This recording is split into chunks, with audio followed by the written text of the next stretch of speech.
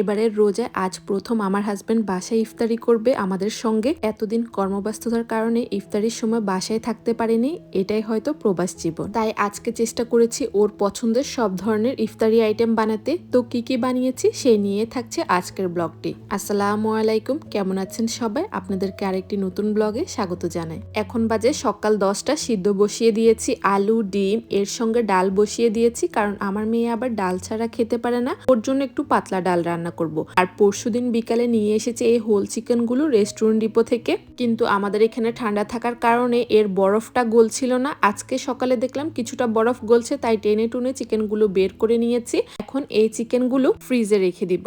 তারপর এদিকের কাজ শেষ করার পর রুমগুলো গুছিয়ে নিয়ে পুরো বাসা ভ্যাকিউম করে নিচ্ছি, কারণ অন্য সময় তো আমি বাসায় থাকি, অনেক সময় ইনায়া গোছালো অগোছালো করে ফেলে, কিন্তু আজকে যেহেতু ও ইফতার করবে তাই ভাবলাম একটু গোছালো থাকলে দেখতেও ভালো লাগবে।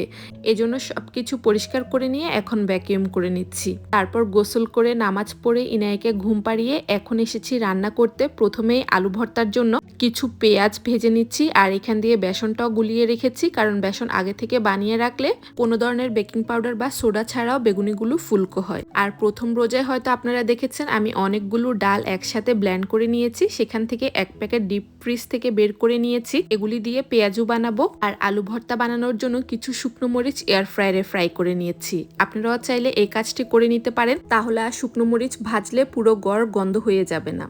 তারপর আলু ভর্তা করে ছোলা ভাজার জন্য পেঁয়াজটা যখনই বসিয়েছি তখনই আমার মেয়ে ঘুম থেকে উঠে কান্নাকাটি শুরু করেছে। তারপর ওকে নিয়ে কোলে বসিয়ে অনেকক্ষণ ছিলাম। এরপর এসে আর কোনো ভিডিও করিনি, এরই মাঝে ছোলাটা রান্না করেছি। আর যে আলু ভর্তাটা বানিয়েছি সেটা দিয়ে কিছু দিয়ে আলুর চপ বানিয়েছি, আর কিছু দিয়ে ডিম চপ বানিয়েছি।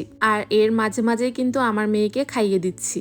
দেখা যাচ্ছে ওকে এক লোকমা মুখে দিয়ে এসে তারপর আমি কিছু কাজ করে নিচ্ছি, আবার গিয়ে আরেক লোকমা মুখে দিচ্ছি, কারণ ও খুব আস্তে আস্তে খাবার খায়। এদিক দিয়ে 4টার উপর বেজে গেছে, এই জন্য আমার মাথায়ও টেনশন, এই জন্য দোনো কাজ এভাবে করে নিচ্ছি। একবার ওকে এক লোকমা দিচ্ছি, আবার এসে এখানে কিছু কাজ করে নিচ্ছি। তো এখানে পেঁয়াজু বানানোর জন্য ডালের সাথে কাঁচামরিচ পেঁয়াজ বা যা যা দরকার সবকিছু দিয়ে দিয়েছি।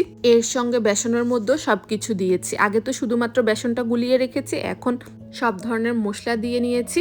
অলরেডি 4:30 বেজে গেছে, তাই আমি ভাজা পোড়া বসিয়ে দিয়েছি। প্রথমে রোলগুলো ভেজে নিয়েছি ডিপ ফ্রিজ থেকে বের করে, এবার বেগুনি ভাজতে বসিয়ে দিয়েছি। আমাদের দেশে হলে ভাজা পোড়া করতে বেশি সময় লাগতো না, কারণ গ্যাসের চুলার হিটটা বাড়িয়ে দিলে কিন্তু খুব তাড়াতাড়ি হয়ে যায়। আর এদিকে দেখুন আমি রোলগুলো ভেজে নিয়ে তারপর চুলার আঁচ একেবারেই বাড়িয়ে দিয়ে তারপর বেগুনিগুলো দিচ্ছি। এরপরও এখনো পর্যন্ত বেগুনিগুলো কোনো ফুলার নাম গন্ধ নেই, কারণ আমার চুলা ইলেকট্রিক হওয়ার কারণে অটোমেটিকলি হিটটা আপ ডাউন করে, এই কারণে এমন অবস্থা। যাই হোক, বেগুনিগুলো তেলে দেওয়ার পর মনে হয়েছে হলুদটা মনে হয় কম দেওয়া হয়েছে, পরে আরও কিছু পরিমাণ হলুদ দিয়ে তারপর বেসনটা মেখে নিয়েছি।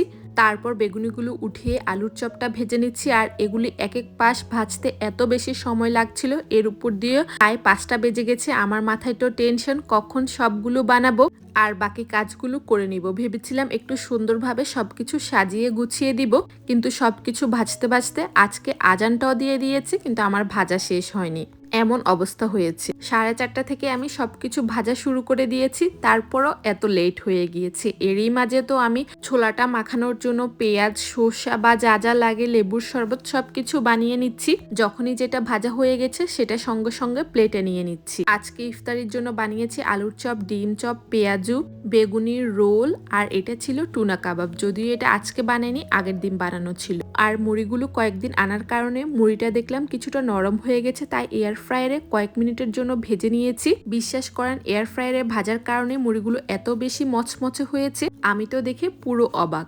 তারপর আর কোনো ধরনের ভিডিও করা হয়নি, কারণ ইফতারের সময় অলরেডি হয়ে গিয়েছে। আর ইফতারিতে এভাবে আমরা মুড়ি মেখে খেতে খুব পছন্দ করি। আর আপনাদের ভাইয়া ছোলা ভাজা পোড়া এগুলি খেতে খুব পছন্দ করে, এগুলি দেখে ও তো আজকে খুব খুশি হয়ে ইফতারি করেছে। তো তাহলে ভিডিওটি এখানেই রাখছি। সবাই ভালো থাকবেন, সুস্থ থাকবেন, আমাদের জন্য দোয়া করবেন, আর ব্লগটি কেমন লেগেছে তাও কিন্তু জানাতে পারেন।